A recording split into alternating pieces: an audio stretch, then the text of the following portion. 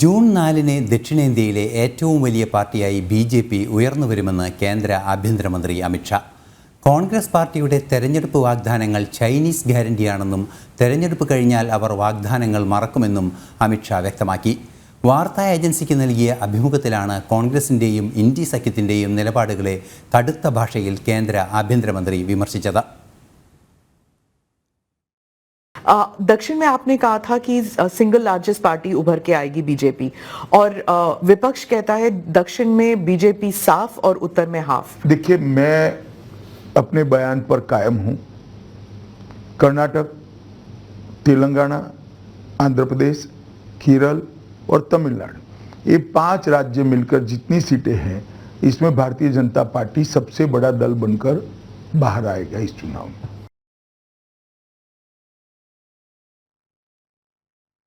ഈ വാർത്തയുടെ വിശദവിവരങ്ങളുമായി ഡൽഹിയിൽ നിന്നും എസ് നന്ദഗോപൻ ചേരുന്നുണ്ട്. നന്ദൻ, ഇപ്പോൾ ഈ ദക്ഷിണേന്ത്യയിൽ ശക്തമായ സാന്നിധ്യം ഉറപ്പിക്കുമെന്നാണ് അമിത്ഷാ ഇപ്പോൾ പറഞ്ഞിരിക്കുന്നത്. നമുക്കറിയാവുന്നതാണ്, ദക്ഷിണേന്ത്യയിൽ അതിശക്തമായ പ്രചരണ പരിപാടികൾ കേരളത്തിൽ ഉൾപ്പെടെ നടത്തുന്ന ഒരു സാഹചര്യമുണ്ടായിരുന്നു. തെലങ്കാനയിലൊക്കെ അതിശക്തമായ ഒരു സാന്നിധ്യമായിരുന്നു ബി.ജെ.പി. എന്താണ് ഈ ആത്മവിശ്വാസത്തിന് പ്രകടമായൊരു ഉദാഹരണമായി നമുക്ക് ചൂണ്ടിക്കാണിക്കാൻ സാധിക്കുന്നത്?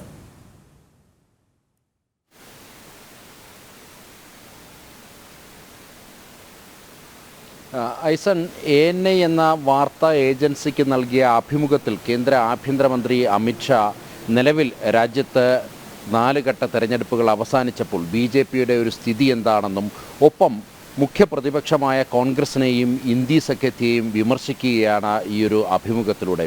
ഇതിൽ വ്യക്തമാക്കുന്നത് കേരളം, തമിഴ്നാട്, കർണാടക, ആന്ധ്രാപ്രദേശ്, തെലങ്കാന എന്നീ 5 സംസ്ഥാനങ്ങളിൽ ജൂൺ 4-ന് തെരഞ്ഞെടുപ്പ് ഫലം പ്രഖ്യാപിക്കുമ്പോൾ അവിടെ ബി.ജെ.പി. ഏറ്റവും വലിയ ഒറ്റകക്ഷിയാകുമെന്നാണ്. അതിന് വലിയ ഉദാഹരണങ്ങൾ ചൂണ്ടിക്കാണിക്കുന്നു. നിലവിലെ രാഷ്ട്രീയ സാഹചര്യങ്ങളൊക്കെ തന്നെ എടുത്തു പറഞ്ഞുകൊണ്ടാണ് കേന്ദ്ര ആഭ്യന്തരമന്ത്രി അമിത്ഷാ അങ്ങനെ വിശദീകരിക്കുന്നത്. അതിൽ ഏറ്റവും വലിയ ഉദാഹരണം തെലങ്കാനയിലെയാണ്. തെലങ്കാന സന്ദർശിച്ചപ്പോൾ വ്യക്തമായത് അവിടുത്തെ ജനങ്ങൾക്ക് അവിടുത്തെ കോൺഗ്രസ് സർക്കാർ നൽകിയ തെരഞ്ഞെടുപ്പ് വാഗ്ദാനങ്ങളൊന്നും തന്നെ പാലിക്കപ്പെട്ടിട്ടില്ല എന്നുള്ളതാണ്. അതിൽ അവിടുത്തെ പെൺകുട്ടികൾ ഇപ്പോഴും സ്കൂട്ടി വാഹനത്തിനായി കാത്തിരിക്കുന്നു. ഒപ്പം അവരുടെ കടം 2 ലക്ഷം രൂപ വരെയുള്ള കടം എഴുതിത്തള്ളുമെന്നുള്ള വാഗ്ദാനം കോൺഗ്രസ് നൽകിയിരുന്നു. എന്നാൽ അതും പാലിക്കപ്പെട്ടില്ല.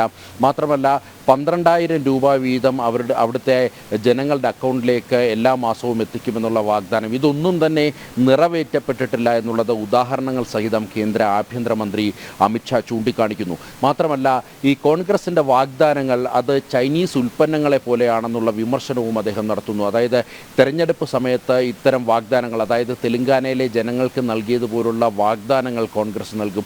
എന്നാൽ തെരഞ്ഞെടുപ്പ് കഴിയുമ്പോൾ അത് മറക്കുന്ന ഒരവസ്ഥയാണ്, അല്ലെങ്കിൽ അവർ അതിനെപ്പറ്റി മറന്നുപോകുന്നു എന്നുള്ളതാണ് കേന്ദ്ര ആഭ്യന്തരമന്ത്രി അമിത്ഷാ ചൂണ്ടിക്കാണിച്ചത്. മാത്രമല്ല രാജ്യത്ത് നിലവിലിപ്പോൾ കോൺഗ്രസിൻ്റെ ഭാഗത്തു നിന്നും ഓരോ വിഷയങ്ങളിലും സ്വീകരിച്ചു വരുന്ന നിലപാടും പ്രീണന രാഷ്ട്രീയവും തുറന്നു കാട്ടുന്നു ഈ അഭിമുഖത്തിലൂടെ എന്നുള്ളതാണ് ശ്രദ്ധേയം. അതിൽ പ്രത്യേകിച്ച് ഈ ഇസ്ലാമിക പ്രീണന രാഷ്ട്രീയം കോൺഗ്രസ് പുലർത്തുന്നത് അതിൻ്റെ മകുടോദാഹരണമാണ് ഈ പുൽവാമ വിഷയത്തിലും ബലക്കോട്ട് വിഷയത്തിലുമൊക്കെ തന്നെ കോൺഗ്രസ് സ്വീകരിച്ച നിലപാട് എന്നുള്ളതാണ്.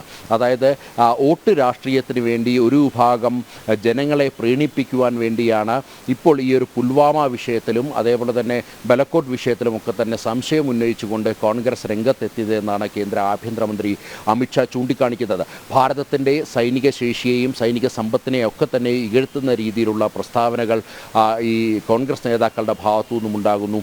മാത്രമല്ല ഭാരതത്തിൻ്റെ വായുസേന നടത്തിയ സർജിക്കൽ സ്ട്രൈക്കിനെ പോലും ചോദ്യം ചെയ്തുകൊണ്ട് ഈ കോൺഗ്രസ് നേതാക്കൾ രംഗത്ത് വരുന്നത് അത് ന്യൂനപക്ഷ വോട്ടുകൾ അല്ലെങ്കിൽ മുസ്ലിം വോട്ടുകൾ പെട്ടിയിൽ വീഴണമെന്നുള്ള ഉദ്ദേശത്തോടു കൂടിയാണ് എന്നുള്ളതാണ് ആഭ്യന്തരമന്ത്രി ചൂണ്ടിക്കാണിക്കുന്നത്. മാത്രമല്ല ഈ കശ്മീർ വിഷയത്തിലും അതേപോലെ തന്നെ POK വിഷയത്തിലുമൊക്കെ തന്നെ കോൺഗ്രസ് സ്വീകരിക്കുന്ന നിലപാടുകളെ അവിടെ ആഭ്യന്തരമന്ത്രി ചോദ്യം ചെയ്യുന്നു.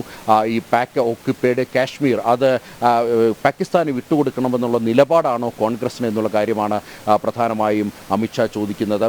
ഒപ്പം ഈ ആർട്ടിക്കിൾ 370 നടപ്പിലാക്കിയപ്പോൾ ജമ്മു കാശ്മീരിലുണ്ടായ വലിയ മാറ്റങ്ങൾ ഉദാഹരണമായി അദ്ദേഹം ചൂണ്ടിക്കാണിക്കുന്നു.